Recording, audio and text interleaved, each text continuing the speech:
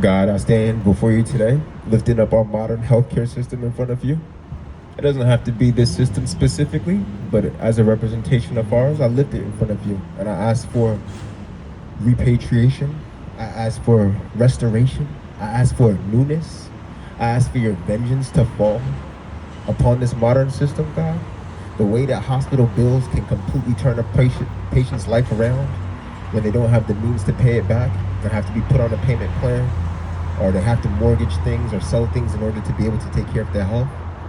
I pray and I speak against the fact that taking care of our bodies has become so expensive in this country, has become cost prohibitive, and that we don't even give people the proper education they need to be able to take care of themselves in a way, or we don't encourage enough preventative medication, preventative efforts.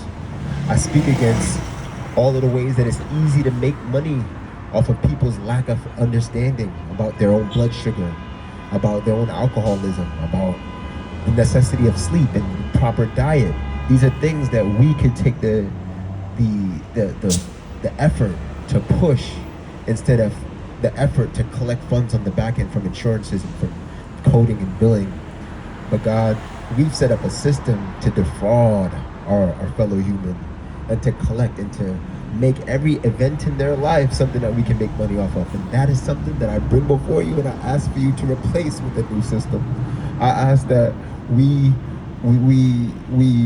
not line up our populace to get lined by big pharma, ensuring that lack of education on how to take care of their body puts them in the position to start taking medication, to start taking pills that have other side effects, that will need another pill that will have another side effect, that will need another pill that will have another side effect, that would put people in modern mazes in order to be able to take care of their health. This is wild behavior, and I ask for vengeance against these systems, against the lack of education, against big pharma, against proper body maintenance and body control.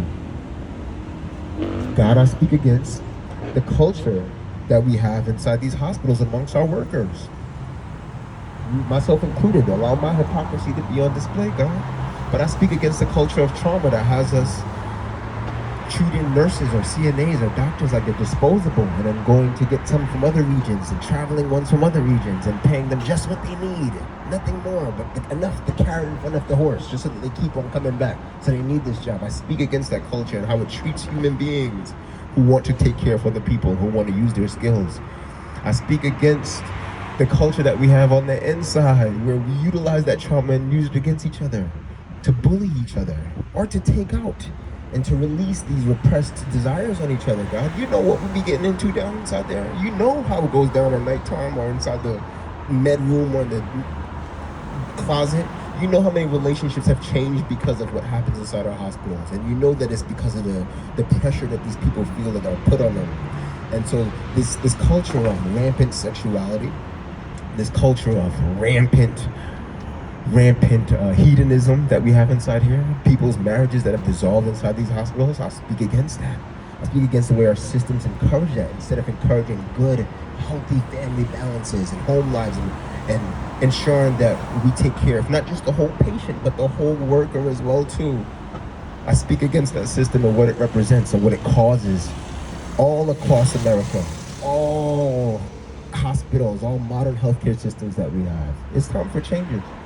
And we need it immediately. I speak against the fact that we make enough money inside these hospitals to be able to get enough drugs to keep on going. It's wild, God.